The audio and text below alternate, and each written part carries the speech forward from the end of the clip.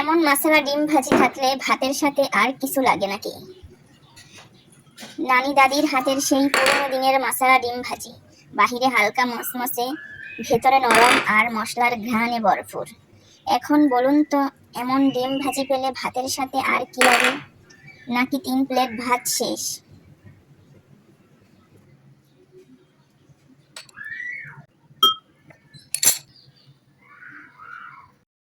নানি দাদির স্টাইলে মশলা ডিম ভাজি, এমন স্বাদ একবার খেলে বারবার খেতে ইচ্ছা করবে। আপনারা ডিম ভাজি কিভাবে খেতে পছন্দ করেন? গরম ভাতের সাথে নাকি পরোটার সাথে? কমেন্টে জানান।